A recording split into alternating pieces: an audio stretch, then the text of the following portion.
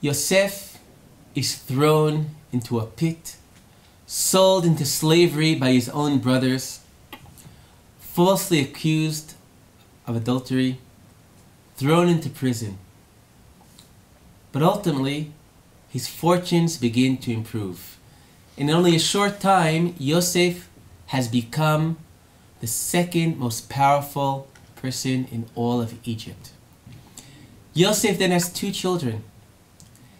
He gives a name to each of them, and the two names respectively reflect two ways to relate to the pain of the past. Yosef's oldest son is called Menashe. Menashe comes from the Hebrew word nasheni, which means to forget. And the Torah explains they called the son Menashe because God has made me forget my hardship and the house of my father. And here we have an amazing statement. God, He responds to the pain in his past not only by forgetting the hardship, or hoping he can now forget all the hardships. He wants to forget his entire previous life. He wants to forget the house of his father.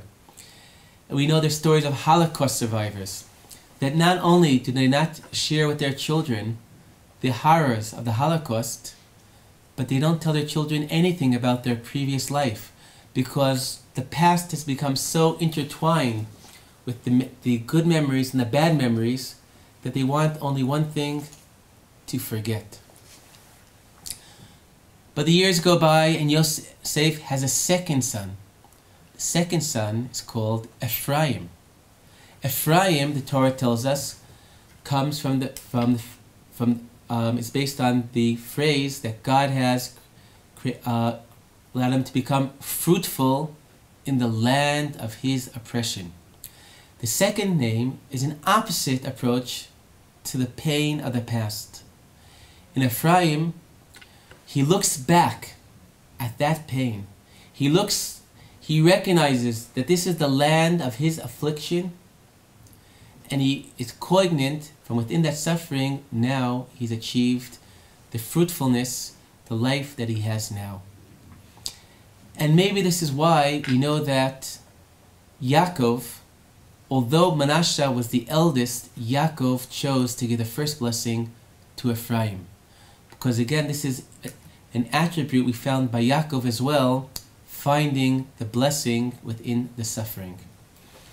Now, there's a beautiful medrash that tells the story about how Yosef and his brothers returned together to the land of Israel to bury Yaakov. And on the way back, suddenly they find themselves right next to that very same pit in the ground that so many years ago Yosef's brothers threw him inside. And the brothers are filled with terror. They are sure that now that Yosef has come face to face with to the place where he had such a traumatic event, now will be the time of vengeance. But Yosef, instead of hurting them, instead of being angry even, he faces the pit and says, and blesses God for making a miracle in this place. So in the Medrash we have Yosef looking directly in the face of the source of his suffering and blessing God, realizing the miracle, the good that came out of this story. And this is a Midrash, the story, but within the Psukim themselves, within the verses of the Bible itself, we have a dialogue between Yosef's brothers who are in terror, begging Yosef not to punish them, and Yosef telling them exactly this point, that which you thought is evil, God ultimately thought for the good, to allow all that has happened to come out of it. However, to conclude by saying that there's a happy ending to the Yosef story would not be exact. Because just as Yosef learns that some things that seem to be evil ultimately come out for the good, sometimes the opposite is true as well. Yosef, when he's young, he's filled with dreams. He dreams to be up there, above his brothers, above even his parents. He dreams of his family bowing down to him. Dreams of greatness that a youth has. But there's a saying, be careful what you ask for, because you may receive it. Yosef's dreams are fulfilled. And in fact, the end of Sefer Bereshit, yet again, the brothers are throwing themselves at his feet, and they're offering themselves to be slaves to Yosef. And Yosef's response is not of satisfaction, not of joy. Yosef's response is to cry. And what is he crying about? He's crying about because he now realizes that where he wants to be is not above everybody else, but with them. He's gone all the way above, but he now realizes how cold it is there, how lonely it is there.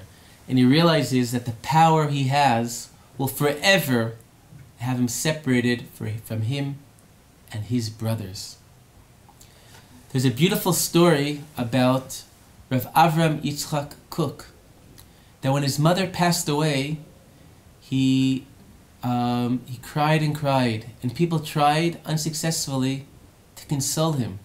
They told him, this is the way of the world. The older generation, their time comes and they pass away. Rav Kook said, you don't understand. Till now, there was still one person in the world who would call me Avramala. Now, there's nobody left who will call the very great, distinguished chief rabbi, Rabbi Avram Yitzchak Kook HaKohen. There's nobody left who's going to call him Avramala. And if I think about leadership, we need leaders who know what Yosef has discovered. To know that the choice to be a leader is not in order to be above everybody, but it's in spite of the fact that you will be above everybody. Leaders like these will be driven not by ego, but by a sense of mission. Shabbat Shalom.